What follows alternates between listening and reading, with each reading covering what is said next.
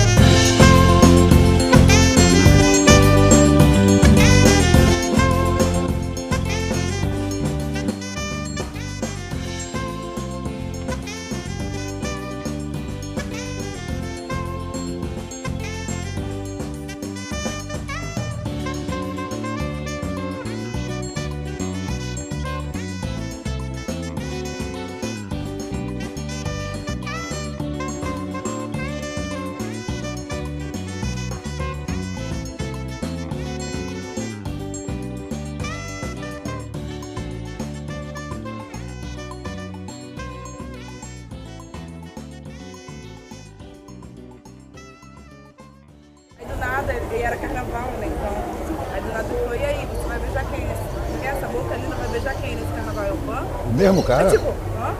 O mesmo cara? É, a primeira vez que eu dei ideia pra ele de conversar, ele mandou essa. Aí eu falei, o que você falou? Eu não entendi. E realmente, dentro do contexto Não da encaixou, conversa, né? Não encaixou, alguma coisa eu não estranha. entendi, assim. Eu falei, cara, será que eu entendi errado? Aí ele, não, eu disse não sei que tipo, ele falou uma coisa. Não, daqui a pouco eu vou tocar. Assim, foi assim. Não, eu disse que daqui a pouco eu vou tocar. Uma frase que não tem nada a ver com a outra. Eu falei, pô, ele tá me tirando de otária, né? Não, ele tá dando um sinal pra você ficar longe dele. Será? É, eu acho que sim. Eu acho que tem cara que acha que vai conseguir alguma coisa. Infelizmente, os homens, a maioria não foram bem criados, né? Nem homens nem mulheres, a maioria foi essa sociedade aí, né? É verdade. A humanidade é igual garimpo, cara. A gente tem que garimpar e achar as pedras preciosas. Porque cascalho tem muito. Eu me lembro que uma vez minha avó me perguntou, numa dessas visitas, reunião de família e tal, o que você vai ser quando crescer? Eu falei, motorista de caminhão. Uma decepção geral. Ela já falou assim, eu não ligava o gosto. Meu pai riu, porque não acreditava. Mas foi a única vez que alguém me perguntou o que eu queria ser e eu disse. Acho que eles não levaram a sério. Quando eu tinha já 18 para 19 anos, já tinha saído do exército, eu tentei comprar um caminhão. Meu pai ia ser o avalista, ele tinha salário para isso. Eu ia comprar a prazo. Mas aí ele percebeu que eu não ia botar um motorista no caminhão, ia ser eu o motorista do caminhão. Aí ele deu para trás e não rolou o caminhão. E se tivesse rolado, a história seria muito diferente do que era. Eu saí sem nada. Você com o caminhão, você tem um patrimônio. Você já ganha um patamar de grana. Eu tinha que passar pela experiência de não ter nada. Eu tinha que conhecer a situação do ser humano que não tem nada.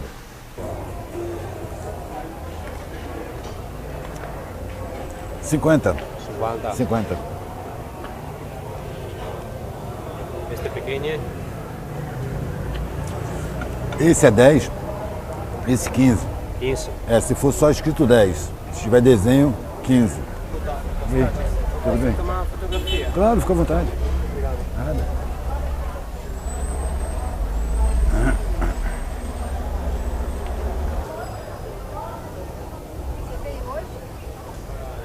Do Rio Doce? Não, cheguei quarta-feira.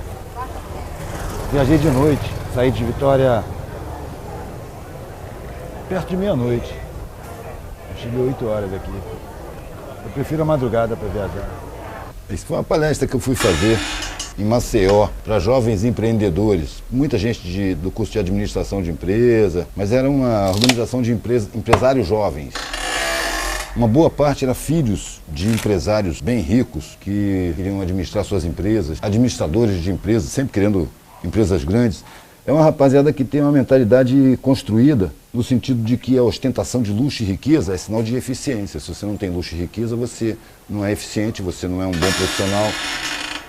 A qualificação se faz muito pela forma da ostentação. Isso é muito superficial, não é um evento que combine comigo. Os hotéis são de alto luxo, você fica num suíte presidencial como palestrante. Os palestrantes são os caras amestrados, prontos para estimular competição, competição, competição, e gente que está acostumada a moer carne de gente, a viver às custas do trabalho alheio, a explorar o trabalhador ao máximo. O trabalhador ali é custo, não é gente. E hotel de alto luxo sempre me incomoda, velho. Eu já chego lá, o cara começa a dizer, você tem isso, você tem aquilo, você tem piscina, você tem sauna, tem massagista, tem academia. Meu irmão, me dá só a chave do quarto, me diz qual é o quarto. Porque eu não quero nada disso, eu não gosto de ficar usufruindo dessas coisas, me sinto mal. Eu vejo o hotel tão arrumado, tão limpo, tudo no lugar, não tem uma poeira, as almofadas estão lindamente arrumadas, os sofás, tudo está perfeito. Eu fico vendo as pessoas que fizeram aquilo. Ali elas são invisíveis, arrumam quando ninguém está olhando, limpam quando ninguém está olhando, passam de cinza. São como se fossem sub-humanos. E o que me incomoda mais é a insensibilidade das pessoas que, adequadas nesse meio, não veem mesmo os invisíveis. É uma arrumação social para os serviçais ficarem invisíveis, vestem até de cinza. E as pessoas se comportam assim, condicionadamente, programadamente. Aquilo me incomoda muito. Porque eu sei o valor das pessoas que são tidas como as de baixo, eu sei a solidariedade, eu sei a dureza da vida, eu sei que são vítimas de crimes sociais. Que o Estado tem uma Constituição que obrigaria a atender todas as necessidades das pessoas, de todas as pessoas. Bom alimento, boa moradia, bom ensino, boa informação, e não tem nada disso, é uma sabotagem geral. Legal. Cara, eu queria te fazer uma pergunta. Cara, a gente comprou esse quadro teu em 2004. Esse mesmo? São 3. Não sei se tem um com mais gente e outro com mais gente ainda. Aqui. Não, eu queria ver uma coisa contigo. A gente agora mudou para um... Olha só. É esse? Não, nossa, é esse aqui. Esse aqui é o primeiro. 96. Esse aqui vai vir em 2003. Já está juntando mais gente. Deve ser um desses dois. E eu tenho um de 2010 também. Deixa eu ver se eu acho ele aqui. Aqui. Com mais gente ainda. Legal. Tá juntando gente. Cada vez maior. É o trabalho de conscientização, cara. Vai contaminando. Cara, eu queria ver contigo. Você faria um quadro desse, sei lá, mas com muito maior, assim, tira... Desenhado ou pintado? Desenhado, sim, não sei. Aí você tá falando de uma peça única. Você não faria um desse, tipo... Posso fazer, velho, mas aí vai ser outro preço, porque é original. Lógico. Eu tenho a impressão que eu vim de 3 ou 4 desenhos, velho. Eu não conto, eu só vou contar no fim do dia. De repente dá um pipoco aí salvo o fim de semana todo. De repente não, cai uma chuva, tem que ir embora. Tá prometido, uma chuva de noite. Mas é o que eu falei, só vai chegar tarde da noite, velho. Vai quando eu estiver na esquina, tomando uma cerveja, vai cair uma chuva. E quando a tua arte, que foi o que tu falou mais cedo, às vezes a pessoa não compra, mas ela para e já absorve uma coisa. Né?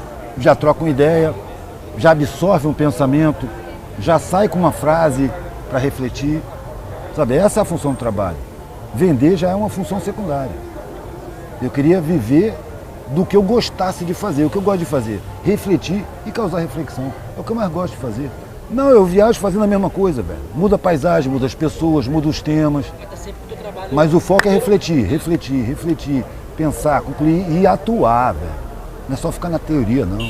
Botar na prática. Você só confere sua reflexão na prática, na vida.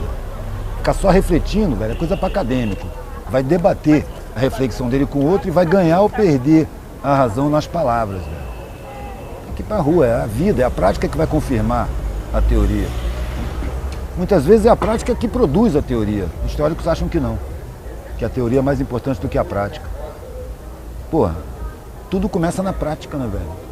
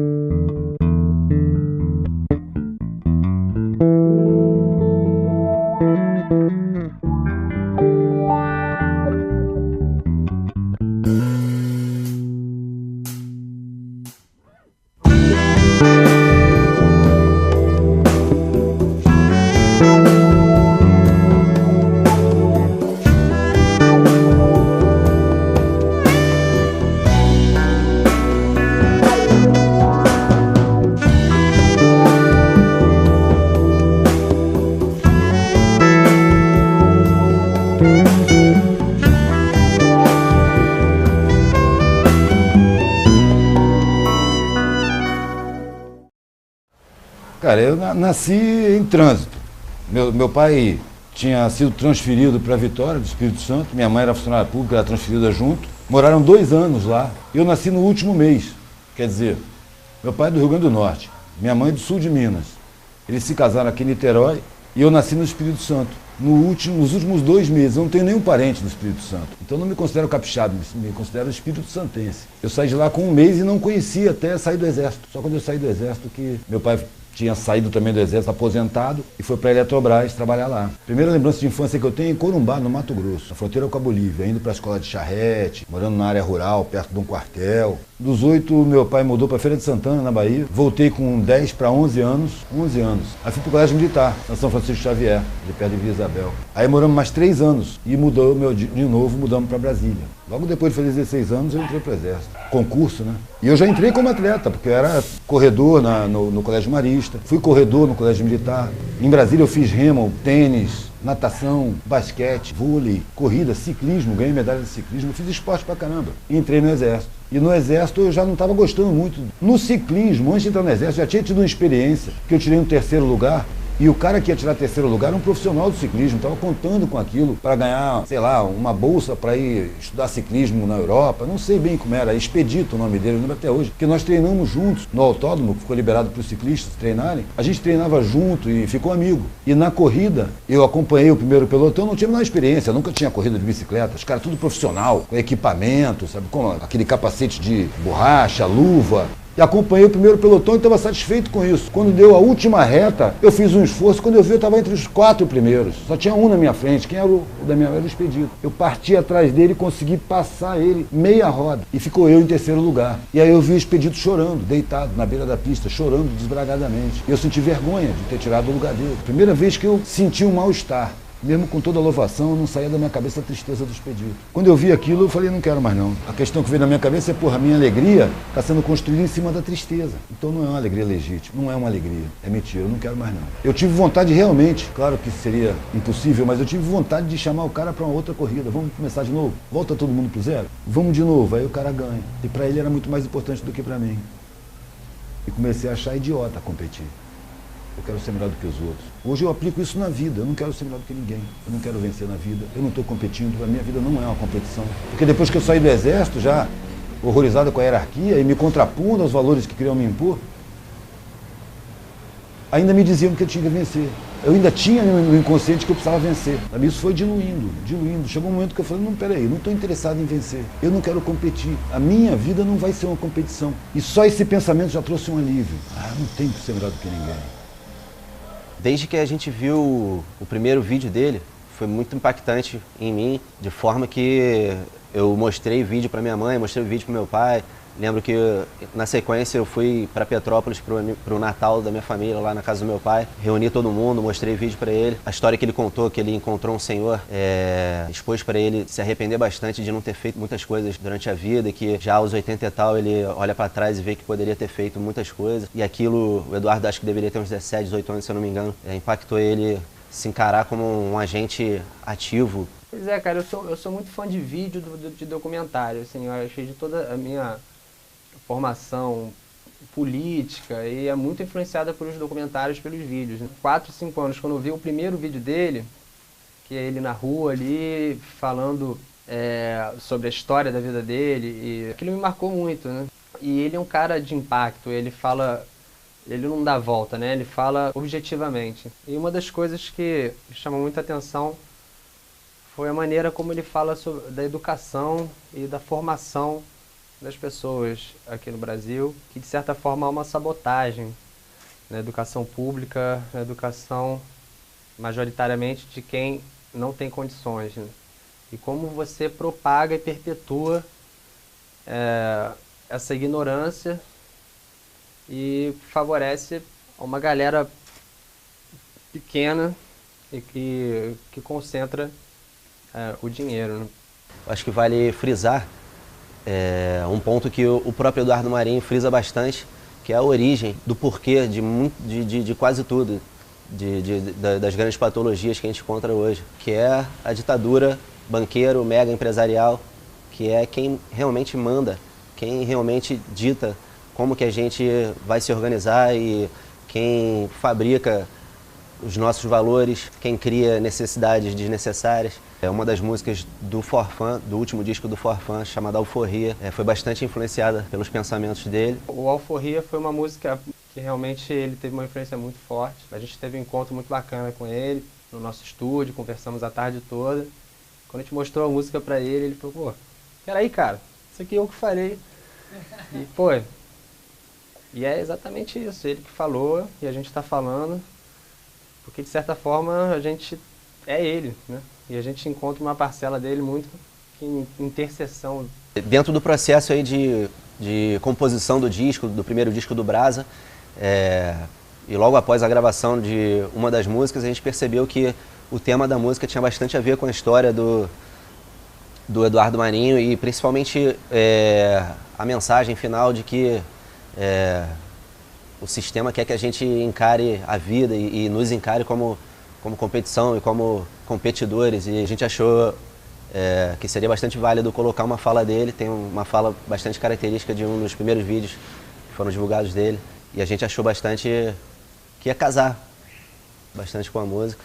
A gente espera, eu espero, e o Eduardo Marinho trabalha para isso, vive uma vida ativa para isso, eu faço música para isso, e estamos aí na luta diária para tentar reverter de alguma forma, para tentar causar tanto em nós quanto em quem for possível, em quem esteja escutando uma música, quem esteja vendo um vídeo, quem esteja vendo esse vídeo, dar uma fagulha de uma outra perspectiva para que a gente possa se enxergar de uma forma diferente e tentar pensar em possibilidades da gente se organizar de uma maneira diferente. Eu acho que o Eduardo é um cara que tem que ser ouvido, um cara muito relevante, umas ideias muito progressistas.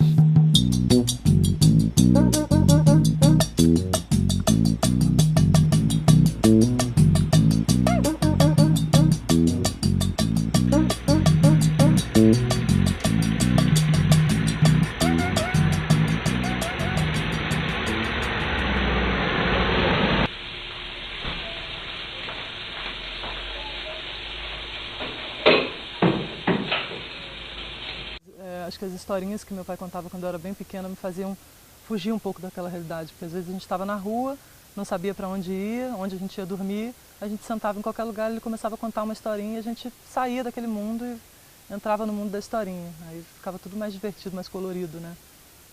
Porque às vezes a gente sentia um pouco, dava aquele medo, mesmo criança, e agora, onde que a gente vai? Para onde a gente vai dormir? Será que vai dormir quentinho? O que vai acontecer? Aí ele começava com as historinhas, contava historinha, e a gente esquecia. Lembra de alguma história? Cara, eu lembro do título, mas não lembro bem da história, do peixinho dourado. Minha filha com certeza lembra, mais recente para ela. O peixinho dourado que vivia num lago, eu acho, e resolveu sair pelo mundo, explorando o mundo. E aí conseguiu chegar no mar e descobriu um mundo totalmente novo, muito maior do que ele podia imaginar que existia. Eu imaginava ele como peixinho dourado, na verdade. E que a gente estava junto com ele, mas ele era, né, o peixinho dourado e a gente estava meio que no cardume ali, seguindo. Mas já ficava tudo mais colorido, a gente já esquecia aquelas preocupações que não era nem pra gente ter, na verdade, né? Lembro de um dia que que a gente estava dormindo na rua, no papelão, como meu pai conta, e que uma mulher, eu peguei o pente da mulher e a mulher queria me bater com um cabo de vassoura, e meu pai foi de onça para defender. E aí juntou uma muvuca da galera que morava na rua e virou aquele bafafá lá. Essa foi uma lembrança marcante. Sentia que era muito diferente, porque a gente não parava em lugar nenhum, né? Não tinha amigo fixo, a gente mudava muito de amigo. Tinha outras vivências, convivia muito com adulto, Mas sentia essa diferença, sentia. Porque não tinha, até um tempo a gente não tinha nem casa, né? E a gente via as crianças tendo e tal. Mas acho que isso não fez muita falta. Naquela época não tinha uma noção muito grande disso, né? Minha mãe brigava mais, meu pai conversava mais, era mais afável, pegava, botava no colo, conversava. Era sempre quem explicava melhor as coisas, era mais mãe do que pai. Isso sempre, na verdade, até hoje. Porque qualquer problema que você tem, você pode sentar com ele e conversar abertamente sobre qualquer assunto, ele te entende, ele pode não concordar, como na verdade não concorda com um monte de coisa, mas ele meio que respeita, ele arruma um jeito de te dizer o que ele pensa sem criar conflito, sem bater de frente, sabe? Eu já temi um pouco isso, porque ele divulga coisas que o sistema não quer que divulguem, né? Eu já fiquei meio temerosa, assim, fiquei achando que podiam fazer alguma coisa com ele para meio que calar a boca dele, para ele parar de falar. Mas eu acho que, pelo visto, tende a crescer, né? Ele está ficando cada vez mais conhecido, cada vez mais gente se mostra conscientizada pelo que ele fala. Hoje em dia não tem mais temor, não. Acho que a tendência dele é crescer mais e mais. Acho que as pessoas estão ficando mais conscientes, né? Estão mais sedentas por informação. E acho que o caminho dele é mais para isso mesmo. Está conscientizando cada vez mais, está super valendo, né?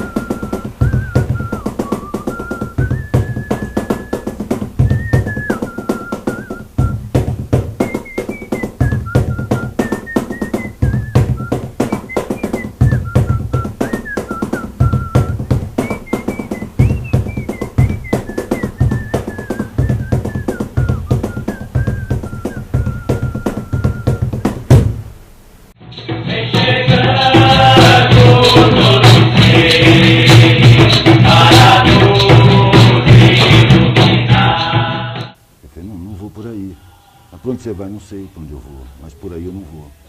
Você vai viver de quê? Eu não sei.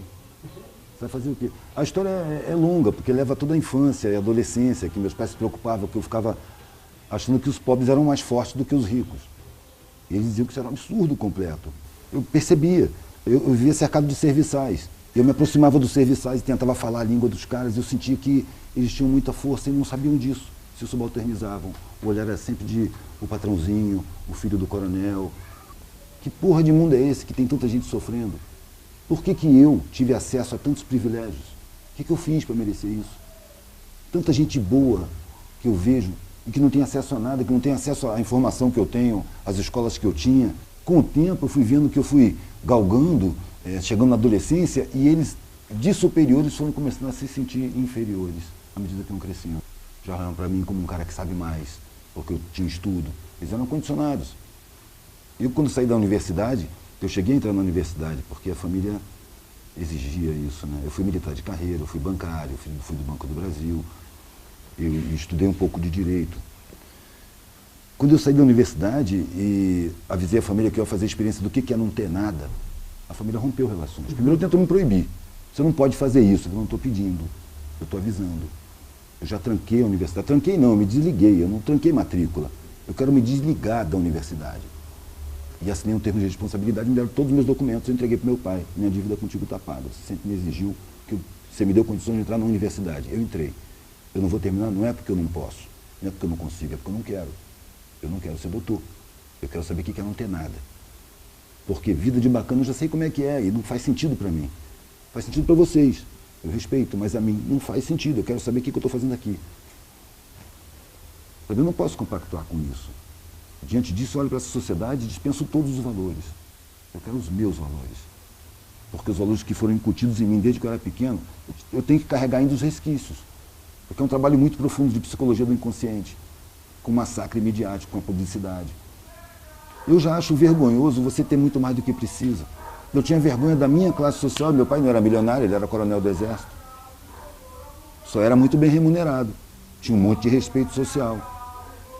Mas eu me envergonhava de chegar perto de pessoas mal vestidas com a roupa que eu tinha. Camisa Volta ao Mundo, Gumex no cabelo, tem meia 3/4, sapato Vulcabras. Eu me envergonhava. E as pessoas achavam que eu tinha alguma coisa errada. E não deu outra. Quando eu falei com meu pai que eu estava saindo fora, antes dele romper as relações, antes do último papo, ele perguntou para mim assim, ele falou comigo, você não tem ambição nenhuma? Eu falei, pelo contrário. Eu sou extremamente ambicioso. Eu sou ambicioso de uma forma que ninguém pode conceber. Porque dinheiro, conforto, estabilidade, luxo, para mim é pouco. Eu quero mais. Mas o que você quer da vida? Eu quero tudo que eu puder levar. Aí ele parou. Você precisa de um psicólogo. Você está precisando de ajuda. Você está desequilibrado. No exército isso me gerou perseguição. E as coisas são encadeadas, velho. Porque o fato de eu ser perseguido, cinto sujo, sapato sujo, cabelo mal cortado, barba mal feita, tudo isso me tirava turno de folga. E resultou que eu fiquei muito tempo sem poder sair do quartel. As pessoas iam para casa, feriado, fim de semana, e eu lá. Isso me obrigou a refletir. Eu ficava sozinho, não tinha o que fazer, ia correr no bosque, e ficava pensando. E pensava na função do exército. Pensava se eu queria participar dessa função. Como a gente constrói uma força de atuação social preocupado consigo mesmo, com a garantia, com o plano de carreira, com a ascensão social. O que eu percebia é que o treinamento era embrutecedor ao extremo, tornando você capaz de fazer qualquer barbaridade, qualquer maldade, qualquer violência com qualquer pessoa, fosse ela violenta ou não. Bastava receber uma ordem. Depois eu vi aquela ideia de que o militar é superior ao povo, que o militar é mais bem treinado, mais bem preparado, é um cidadão superior. E que o povo é uma massa amorfa e acéfala, que precisa ser muito bem controlada para não se perder o controle. Que pode se tornar perigosa, a massa pode se tornar perigosa, tem que estar tudo no controle. Então estavam me passando a ideia de que o exército tinha que controlar a população, que a população é uma coisa anárquica, perdida, como se fosse uma débil mental. Aí eu falei, não quero participar disso. Eu estou sendo treinado para reprimir o povo. Ainda teve aquele lance da manifestação que a gente foi de fuzil em punho, com bala real, que eu fiquei apontando para um monte de gente que não estava armada. 77, 78. Final de 77 ou começo de 78. Foi depois de um acampamento, velho. Um acampamento que teve campo de prisioneiro, campo de concentração, teve gás lacrimogêneo, teve tortura, teve uma caminhada de volta de 90 quilômetros, que metade da tropa caiu. Você chega num estado psicológico muito destruído. Então, quando nós chegamos e tocou o alarme, ele teve que correr para o portão para defender o quartel, né, em tese. Tinha aquele bando de estudantes lá gritando, jogando pedra com faixas. A reação foi automática. Depois de jogar o fuzil na frente e botar o líder na minha alça de mira, o cara do megafone para mim era o líder. Sabe? Destravar, jogar uma bala na agulha e ficar pronto para atirar nele. Eu cheguei a pedir a ordem de fogo, tenente. Estou com o líder na mira, tenente, ordem de fogo. O cara, não, já chamamos a polícia de choque, você trabalha para a PM. Eu estou com o líder na minha mira, eu derrubo ele agora. Eu era da equipe de tiro, cara. Eu acertava um alvo a 600 metros de distância. A manifestação estava a 200. Quer dizer, eu seria capaz de ter atirado. O treinamento militar, ele desconstrói você por dentro e reconstrói você quase por inteiro, velho. Restringe a sua capacidade afetiva, desenvolve a sua capacidade destrutiva ao extremo, cria em você uma facilidade muito grande de produção de ódio. Você facilmente, por qualquer pretexto, você pode odiar terrivelmente alguém, a ponto de arrebentar esse alguém sem o menor problema de consciência. Qualquer pessoa que tem amigo, que entrou para a PM, para uma força armada, perdeu o amigo. Porque os caras mudam completamente, muda o olhar para o mundo, muda o comportamento, muda os valores, muda de amigos também, muda de relacionamento, muda de temperamento. O cara é destruído por dentro e remodelado, com psicologia do inconsciente. É engraçado ninguém questionar as instruções dadas para as forças de segurança. O Ministério da Educação questiona o currículo das universidades. A universidade tinha antigamente autonomia para fazer o seu currículo, sua grade curricular. Hoje não tem mais, tem que se submeter ao MEC, tem que estar controlado. As forças de segurança não. De onde partem essas instruções? Quem dá essas instruções? Quais as intenções dessas instruções? Qual o objetivo? Para que o cara é realmente preparado? Não é para produzir paz social. Certamente que não é.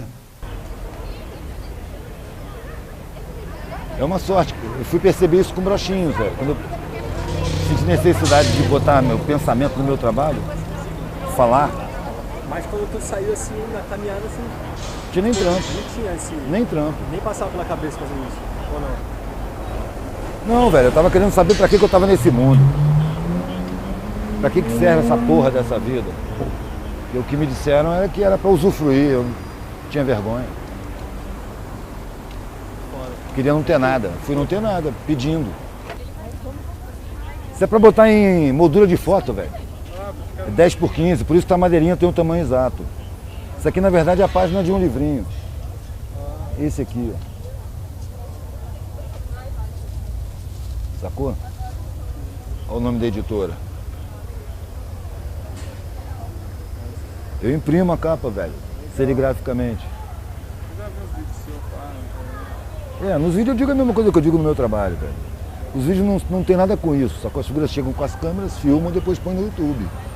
Bom, na verdade eu estava expondo e lá em Santa Teresa, como sempre, num domingo, e aí passou um casal de amigos, eles eram amigos, eu não conhecia nenhum dos dois, o Arley e a Rona, que eram formandos em jornalismo, estavam fazendo um trabalho de conclusão de curso, que era um documentário sobre trabalhadores de rua. E eles me viram expondo ali, viram as propostas, me ouviram falando, conversaram entre si e me propuseram, assim, será que você dá uma entrevista pra gente está fazendo um filme assim, assado. E cara, só chegar. Aí foram embora. No fim de semana seguinte, quando eu cheguei para expor, eu tinha chegado de bicicleta, estava até sem camisa, um calor danado, no meio do verão. E eles chegaram já com a câmera ligada. E a Rona já saiu perguntando. E eu fui respondendo como eu respondo às pessoas que vêm ali olhar os desenhos. O que eu faço sempre, dando a minha opinião. Só que ela estava sendo mais certeira, mais jornalista. Então ela conduziu bem a parada. E foram embora. Eu não ouvi mais falar da figura. Um mês depois eu recebo um telefonema do Arley, lembra de mim? Eu não. Eu sou um cara que... Não, ele falou assim, quero dar parabéns que seu vídeo tá bombando. Não sabia do que ele estava falando. Meu vídeo? Eu não tenho vídeo, cara. E bombar pra mim também é uma expressão que eu não conhecia. E aí ele se deu o trabalho de me lembrar, que tinha... Você não lembra que a gente gravou um vídeo? Ah, é mesmo, tal. Pois é, rapaz, a gente botou no YouTube, a gente mandou pra um cara, pelo YouTube, pra ele fazer o som.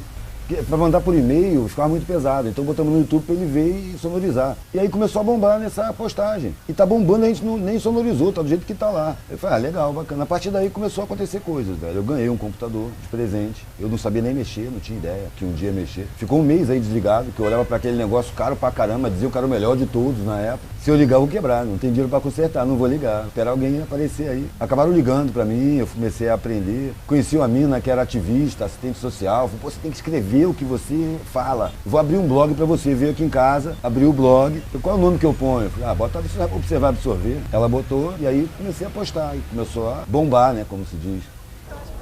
Você é o cara do vídeo, não é? Não. É o cara do vídeo. Eu não, cara. Como é que é o nome daquele vídeo? Eu não sou do vídeo não, velho, eu sou da mamãe. Eu esqueci o nome. É ele mesmo. Eu lembrei de um Filósofo de rua. Marino, não é? Marinho, Eduardo. Parabéns, viu? É uma necessidade, velho. Bacana, muito legal. Não tem mérito quem trabalha só para sua própria satisfação. Eu trabalho só para minha satisfação, velho. Se eu estar satisfeito, meu trabalho tem que ser assim, velho, falando do mundo. Legal. Ou dessas grandes mentiras que a gente vive por aí. Vida de merda, tomando antidepressivo, ilusão, né, que a gente querendo ser melhor do que os outros. Tento vencer na vida. Eu quero vencer na vida, meu irmão. Não quero vencer na vida, eu quero viver. Em paz. Não quero ser melhor do que ninguém, velho. Se eu sou melhor do que você em alguma coisa, você vai ser melhor do que eu em outra coisa. Isso é uma estupidez programada para as pessoas virarem adversários. Para não ter união, não ter solidariedade. Com solidariedade a gente vive com saúde, mano. Vive com paz. Sossegado, mano. Sem solidariedade você vive o inferno, mano. Tá sempre dando rasteiro e tomando rasteiro, dando rasteiro e tomando rasteiro, não confia em ninguém. Vida de merda. Você vai arrumar um montão de dinheiro? Tá, vai ter que tratar da saúde. Então, esse aqui é um trabalho que a gente fez numa menção ali à questão da maioridade penal. Não só a questão da maioridade penal, mas numa abordagem de dizer que a gente está de olho, né? Então a gente fez uma criança ali mostrando essa ideia de que estamos de olho, estamos vendo o que está acontecendo. Estamos sendo cobrados por coisas que não nos deram, né? Ninguém dá o que não tem. Então acho que essa coisa a ausência do Estado, esse descaso, vai ser refletido de diversas formas, né? E aí é onde a vítima se torna até culpada, né? Nas ideias por aí, tentando falar sobre o que eu sentia, falando das minhas ideias, me falando sobre Eduardo Marinho, não lembro nem quem foi. Falou, pesquisa lá e tal, e aí quando eu fui pesquisar, me mandaram os links de alguns vídeos que tinham acabado de sair dele. Eu falei, caralho, ele conseguiu explicar o que eu tava tentando traduzir pra rapaziada. Todd, ele tinha visto alguma coisa do Eduardo, né? E foi uma coisa bem simples mesmo, assim. Direto eu e o Todd fica trocando algumas informações, e aí ele ficou sabendo do Eduardo, ele mostrou pra mim, né? Falou, então, mano, você tem que ver.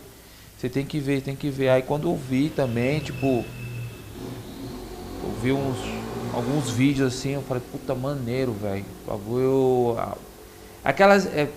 Basicamente aquelas ideias que a gente sempre tem naquele subconsciente, e quando você vê uma pessoa se manifestando, parece que você, pô, mano, é isso. Viver da forma que ele viveu em situações de rua, junto com uma questão de alguém que já tem uma condição financeira.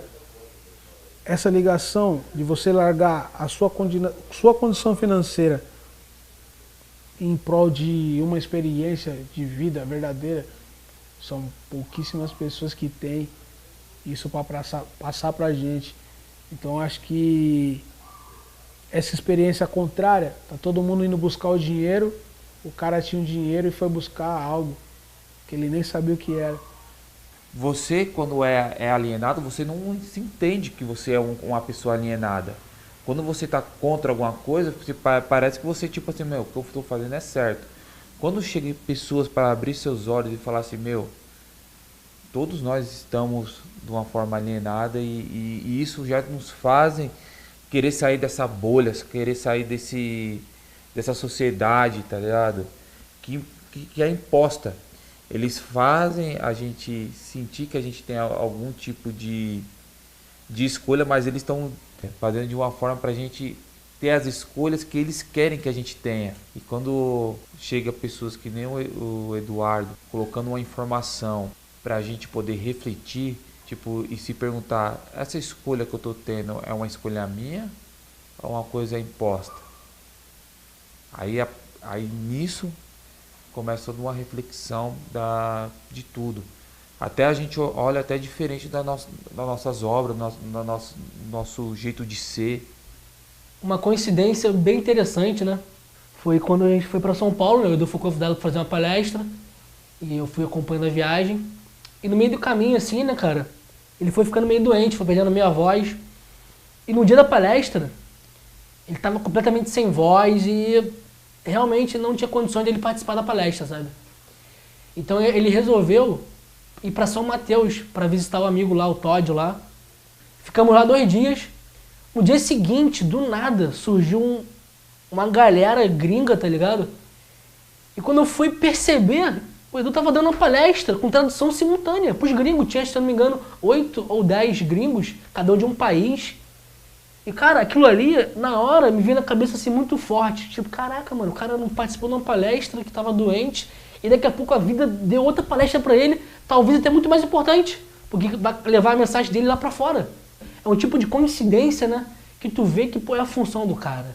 He's saying that basically nowadays it's as if we live to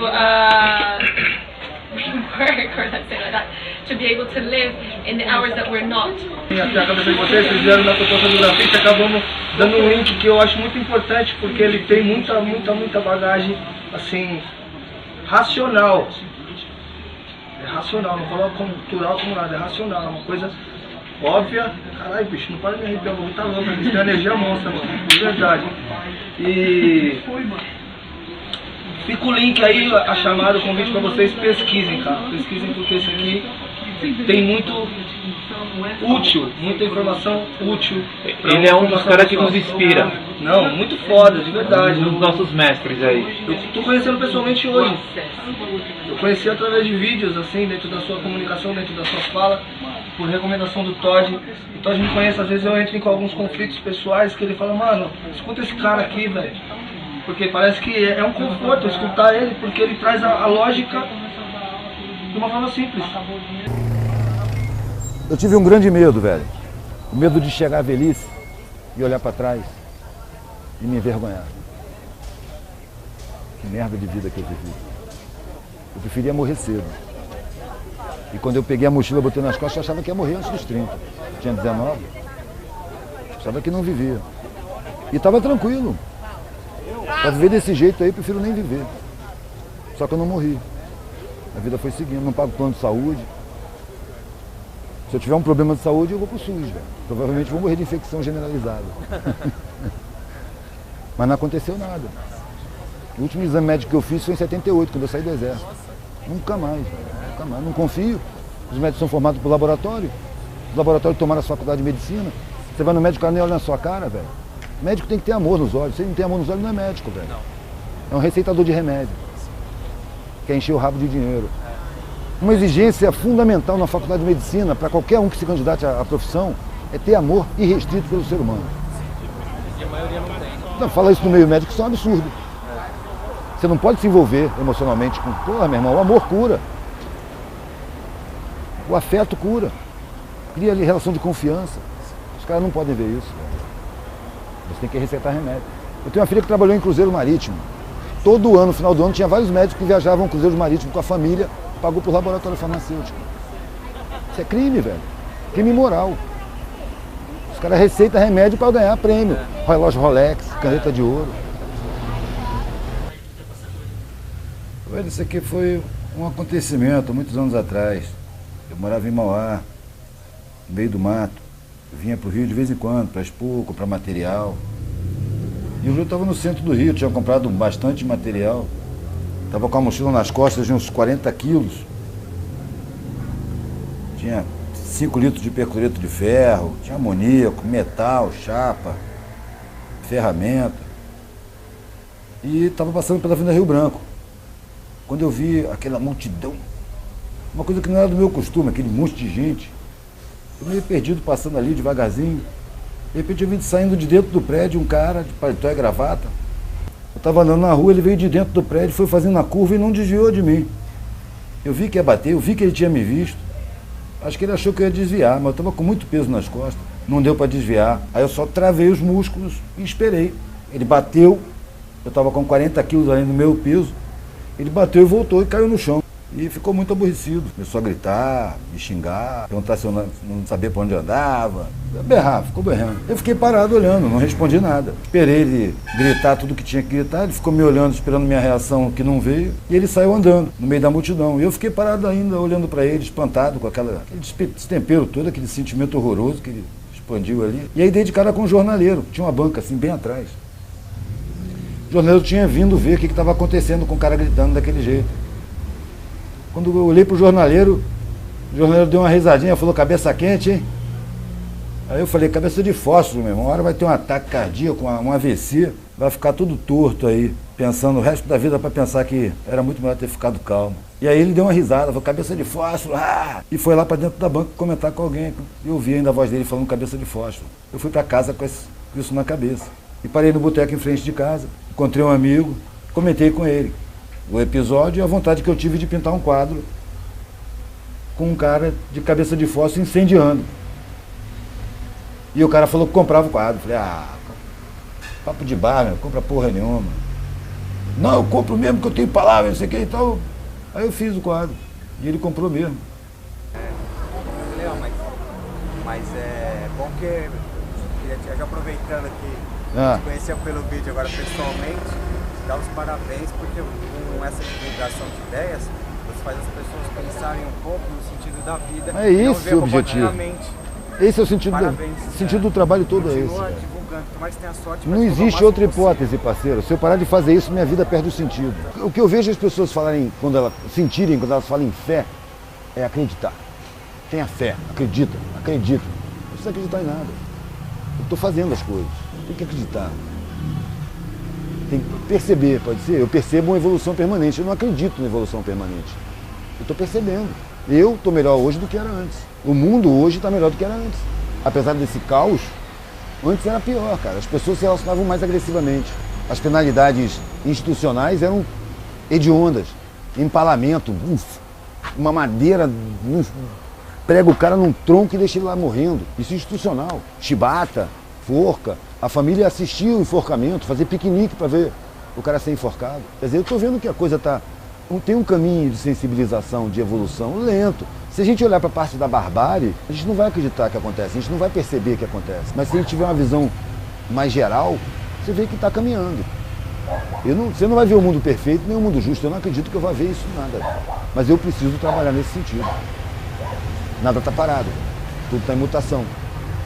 E eu nasci aqui, eu sou obrigado a participar de todo esse processo de mutação que está rolando. O que eu quero é escolher como participar, porque as escolhas foram programadas, são impostas. A partir do condicionamento escolar, quando a criança entra na escola, vão dizer para ela que você não pode se divertir enquanto aprende. Porra, aprender é divertido, cara. Tem que ser divertido, tem que ser com prazer. Mas a criança já vai sendo enquadrada para encarar o trabalho como um sacrifício. Você vai se divertir na hora do recreio, setoriza a sua alegria, você vai se divertir nas horas vagas.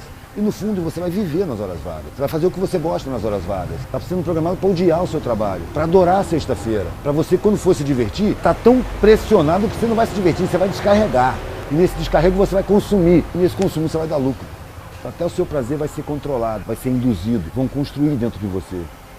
É questão de tempo. Tem milênios para trás, tem milênios para frente. A humanidade não vai se extinguir com essas presepadas aí, não. Vai diminuir a quantidade, isso vai. Isso já vem sido avisado há muitos anos. Mas vai seguir adiante, velho. Ninguém vai mudar o mundo. A gente nasce num mundo mutante. O mundo está mudando muito antes da gente nascer.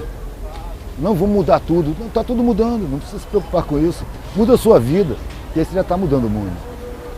Com certeza, porque nos atos nossos já... Aqueles que queriam mudar o mundo que eu conheci, geralmente marxistas, comunistas, anarquistas, istas, né? Istas, bandos e bandos. Todos eles envelheceram e sentaram, velho. Isso nunca vai mudar essa merda. Por quê? Porque o cara quer mudar o mundo pra ele, velho. Ele não quer participar da mudança do mundo. Melhor, né? Ele não quer olhar em volta e ver como é que tá a coisa para escolher como é que eu me comporto nesse momento. Não, vai mudar, o mundo vai ficar justo. Ele percebe com o tempo que isso não é possível. E aí ele chega à brilhante conclusão que isso nunca vai mudar, porque a eternidade, para ele, está presa no tamanho da vida dele, cara. Quando ele morrer, acabou o mundo. Então só serve se for durante a vida dele. Muito erro. Mas nenhum deles eu me arrependo, porque eu aprendi com eles.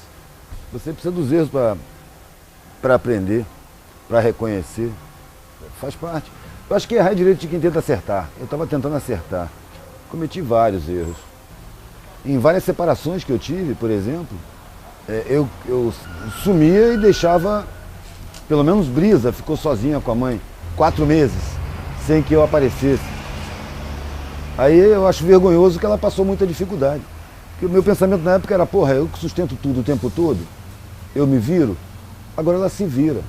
Até porque eu estava saindo muito magoado, muito puto, eu estava aguentando muita coisa, estava vivendo um inferno. E depois eu soube que ela passou um monte de dificuldade, estava grávida de Haddad, eu não sabia. Sabe? Então isso me constrangeu bastante. E depois eu tive um encontro em Mariana com um camarada que era clarividente.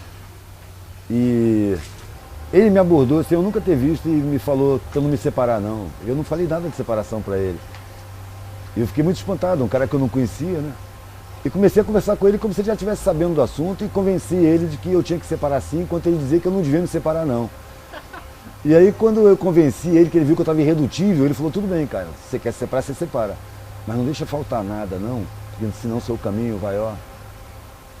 Aí eu me lembrei imediatamente do tempo que eu tive fora.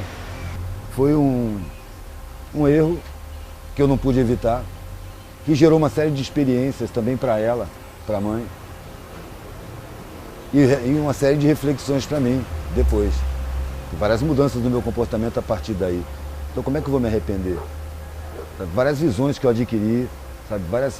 Ampliou assim, a visão sobre vários assuntos a partir daí. Até por ter me doído. Quando dói, você reflete, né? Pessoalmente falando, assim, na minha vida, tristeza eu senti com a ideia que minha família foi formando a meu respeito. Quando eu peguei minha mochila, botei nas costas, falei, eu vou não ter nada. Estava buscando uma função, um sentido na vida. E eles concluíram que eu estava traindo, que eu estava desprezando, que eu estava sendo agressivo, que eu estava desrespeitando, que eu não tinha amor. Eles precisavam pensar um monte de coisa ruim, cara, para não entender mesmo minha motivação. Porque a minha motivação era a denúncia daquela vida ali, cotidiana, medíocre. Mas os políticos são o quê? São as pessoas mesmo, só que estão naquele cargo. Os políticos não são políticos, velho. Assim. Político é aquela pessoa preocupada com a polis, com o grupo.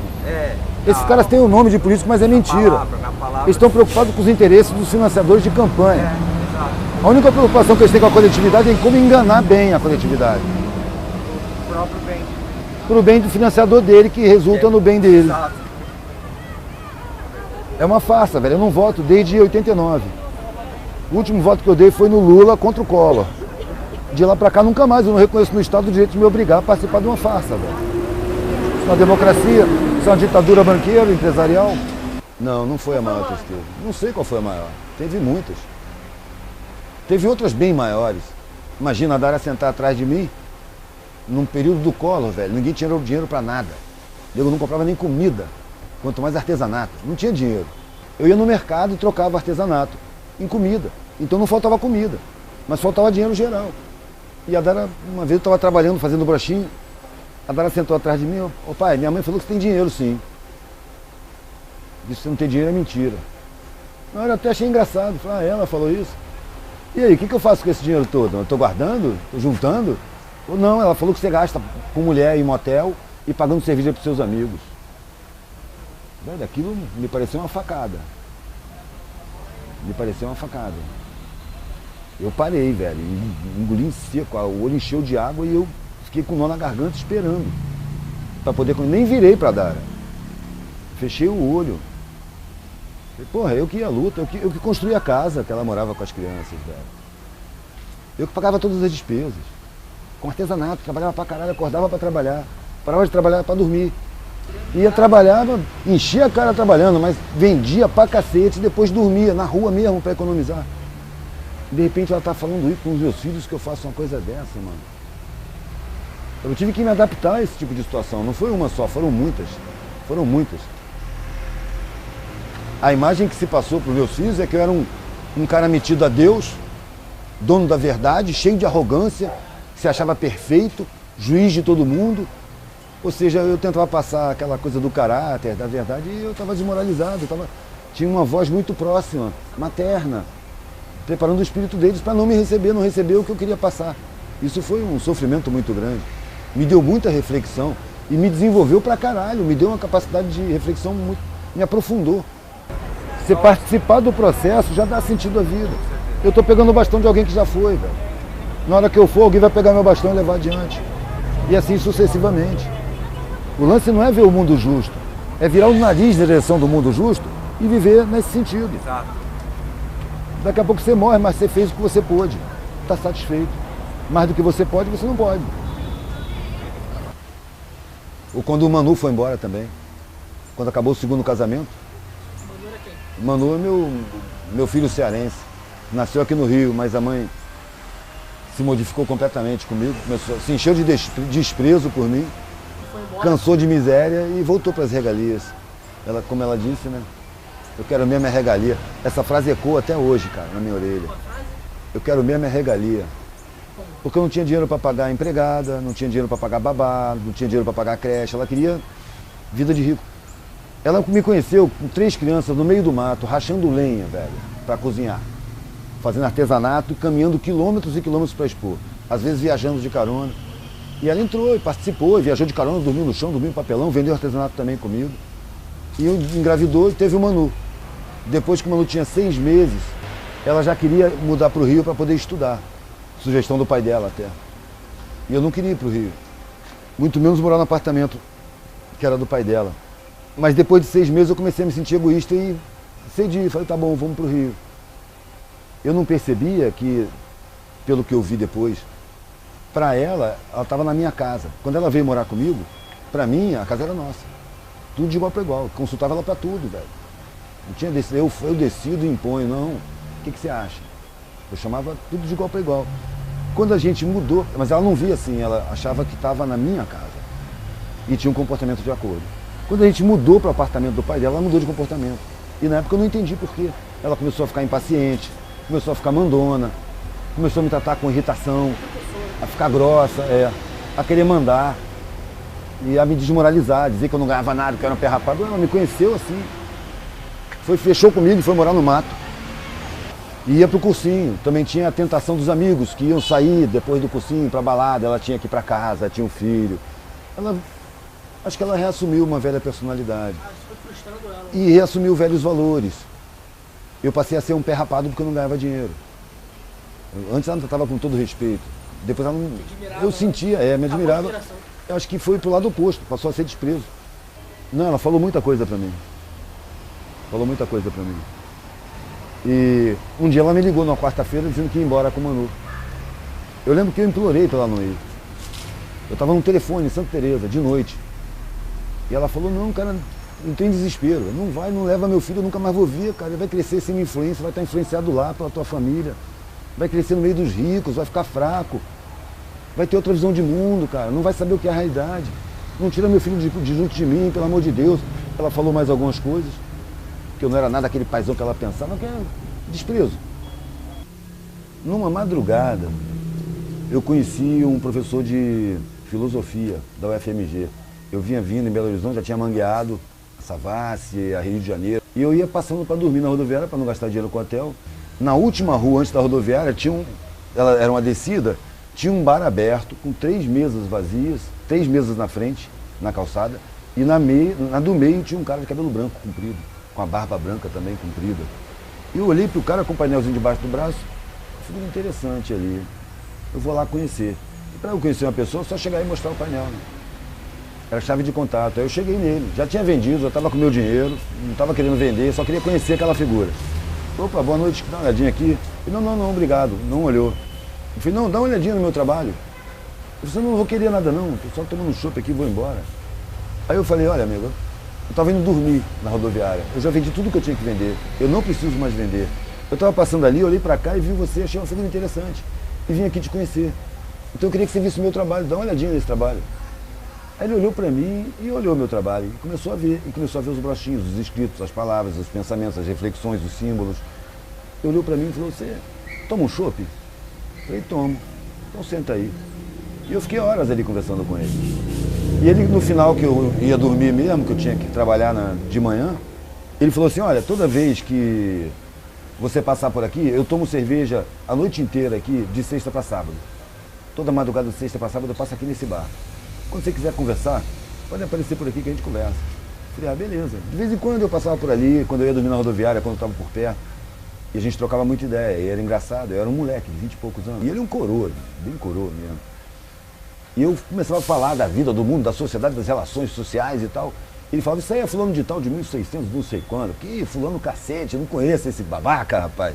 Estou pensando por conta própria, você é um filosofista. Você estuda as filosofias já filosofadas. Filósofo aqui sou eu, você não é filósofo. Tem moleque atrevido, né, velho? Ele ria, era benevolente comigo. E um dia eu mangueando, porque eu mangueando você trata com muita gente, velho. Ainda mais quando você mangueia com um artesanato reflexivo, que tem muito pensamento. Então você encontra pessoas reflexivas e muito questionamento, né?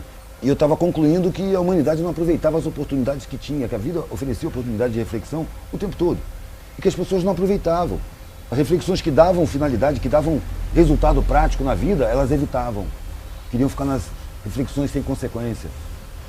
E aí eu cheguei nesse boteco, angustiado, querendo falar com ele. Eu tinha bebido muito, era comum, na noite, eu beber várias bebidas diferentes, porque eu tratava com mesas diferentes, várias pessoas. Você bebe com a gente quando o papo ficava bom? Ah, bebo, o que você bebe? Vocês estão bebendo o que aí? Conhaque, então conhaque. Vocês estão bebendo o quê? Vinho, então vinho. E aí, no lugar bebia vinho, no outro cerveja, no outro conhaque. E às vezes eu estava bem mal no fim da noite, e eu estava nessa situação meio bem bêbado e procurando o cara para reclamar da vida com ele. E cheguei nele, falando isso, que a humanidade não aproveitava as oportunidades, que não sabia absorver o que a vida oferecia para ela observar. Quando eu falei isso, eu percebi a semelhança das palavras. E peguei com o garçom a caneta, peguei um guardanapo na mesa e escrevi observar em cima, absorver embaixo. E levantei para ir no banheiro, olhando aquilo. Quando eu cheguei no meio do salão, eu parei e fui me dando conta que eram as mesmas letras. Era só trocar as vogais de lugar. Observar, absorver, olhar e enxergar. Porque um sentido complementava o outro. E aí fiquei encantado no banheiro. Nossa, um orgasmo filosófico. Aí voltei para a mesa. E aí já falei, cara, tem um negócio aqui. Aí já comecei a fazer o primeiro anagrama. Botei as consoantes enormes e as vogais pequenininhas uma em cima da outra, para fazer o anagrama complementar, observar, absorver. E aí ficou. Eu fui fazer uma palestra no Juazeiro do Norte. Foi uma palestra bem cheia, tinha umas 800 pessoas. No dia seguinte eu fui a Crato, a 8 km de distância, numa universidade, para expor. E estava lá expondo, quando passou um coroa de bicicleta, chapéu de palha, parou a bicicleta, olhou para os desenhos, olhou para mim, parou a bicicleta, desceu e veio falar comigo. Primeira pergunta dele, qual é a sua religião? Eu tenho religião, eu tenho espiritualidade. Ele gostou da resposta, sentou do meu lado e falou, eu estive na sua palestra ontem, eu sou padre. Falou que era padre. E aí começou a contar que ele tinha uma angústia muito grande, porque ele tinha dúvidas. E na fé dele não é permitido ter dúvida. Ele como padre, ele tem que ter fé, tem que ter a crença, tem que ter certeza. E ele tinha muitos conflitos internos, uma angústia terrível por ter dúvidas. E aquela coisa é a dúvida que faz a gente correr atrás, né, velho? Eu abraço a minha dúvida, eu não tenho que ter certeza nenhuma. Não tenho, as certezas que eu tenho são as que me são acessíveis. Essa parte metafísica não tenho que saber, cara. Mas é cobrado dos religiosos que tenham. Sabe? É uma cobrança. Não sei porquê. Talvez seja uma forma de acorrentar a pessoa. Tem que acreditar. Se você não acreditar, tem um castigo pra você. Mas parece tão estranho. É uma pressão do caralho, uma cobrança do caralho. É uma forma de criação de vínculo. Você aprisiona a pessoa ali. Se ela não fizer o que a igreja determina, ela está em pecado e vai ser punida por Deus. Que é um desocupado a serviço das religiões, né? Porque a religião diz que está errado, vai lá e pune, não tem mais o que fazer. Eu não tenho a visão monobloco, velho. Deus é um conceito muito grande para o ser humano. Não tem condição. O criador do universo, a energia suprema do universo, esse universo que tem bilhões de galáxias, que a gente está numa galáxia das menores. A Via Láctea, aquela galáxia que é o conjunto das estrelas que o Sol pertence, é uma das galáxias mais simples, tem só 100 bilhões de estrelas. Bilhões de estrelas. O Sol é uma estrela anã, insignificante. É uma das menores. 90%, mais de 90% das estrelas são maiores do que o Sol. Sistemas planetários com centenas de planetas, muito maiores do que Júpiter, que é o maior planeta daqui. Milhares de planetas, estrelas supernovas, milhares de vezes maiores do que o Sol. Isso se estende pelo universo inteiro, cara. Aí eu tenho a pretensão de estar em contato com o Criador dessas dimensões todas. Existem 200 bilhões de galáxias contadas, velho. Algumas maiores. As cifras astronômicas deixam muito claro que o ser humano não é nada, velho. A gente habita uma poeira cósmica em torno de uma estrela insignificante, na periferia de uma galáxia das menores. E aqui a gente já está em contato com o ser supremo do universo que dá um carro de presente, que premia enchendo seu rabo de dinheiro, ou te castiga te mandando pro inferno, deixando você na miséria, te dando uma doença. Tá bom, cara, é o jardim da infância, tem que respeitar. Porque existem pessoas que não têm condição de formar seu próprio código de conduta, não tem nível de consciência. Então ela tem que pegar uma religião, a religião vai dizer para ela, você não pode roubar, você não pode matar, você não pode fazer o mal ao outro. Sabe? Dá o princípio, olha, faz o bem, você vai ser premiado. Faz o mal não, você vai ser castigado. Então você aprende a fazer o bem por interesse e evitar fazer o mal por medo. Para mim é o jardim da infância. E ainda é melhor do que você não fazer o bem hora nenhuma, por nenhum motivo, e fazer o mal toda hora, sem nenhum escrúpulo. Então, está servindo. Ele não existe porque ela é necessária. À medida que o ser humano vai ampliando a consciência, ela vai caindo em desnecessidade. A gente não precisa afirmar o que não sabe. A gente precisa reconhecer que o entendimento do ser humano é muito pequeno, muito precário. E se eu ficar gastando minha atenção com assuntos que eu não posso alcançar, eu não vou prestar atenção na relação que eu tenho no meu dia a dia. Nesse momento, a minha espiritualidade está na matéria. Então, ela está se desenvolvendo no meu trato com a matéria, com as pessoas à minha volta, nos meus relacionamentos, nos meus sentimentos, como é que eu reajo diante das perdas, como é que eu componho com os meus amigos, se eu sou tolerante, se eu sou amoroso, se eu sou julgador, se eu sou arrogante. Assim eu estou desenvolvendo a minha espiritualidade. Eu não vejo a espiritualidade de uma pessoa no templo, cara. No templo todo mundo é santo. Acendendo incenso, energia cósmica, purificação. Como é que a pessoa no mercado? Como é que ela é quando alguém fala alguma coisa desagradável com ela? Quando alguém contesta ela? Quando um pedinte chega nela agressivamente? Como é que ela reage diante dos aborrecimentos? Como é que ela é com as pessoas? Aí ela demonstra a espiritualidade dela. Não é lá no templo, cara. Não precisa de templo. Quer dizer, quem precisa de templo, que vá no templo. Eu não estou condenando nem acho errado.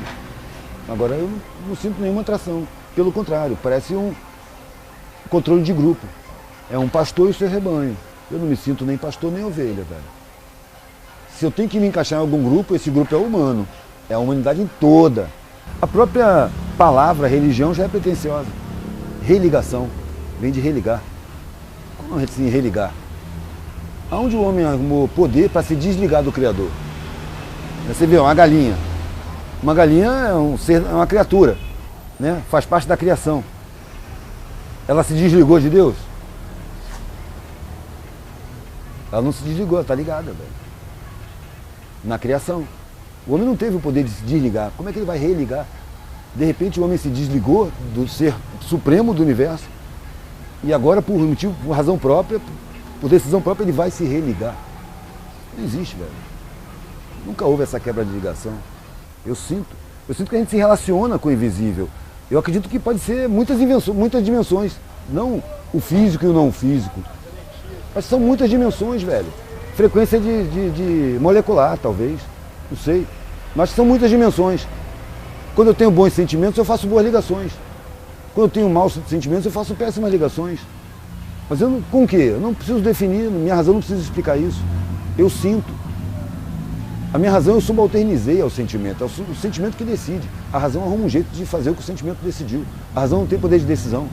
Ela sozinha fica psicopática. A razão construiu esse mundo que a gente vive. A razão explica que a pobreza é necessária. A razão dos grandes cria a miséria para pressionar os trabalhadores a aceitarem qualquer condição de trabalho, com medo de ir para a miséria.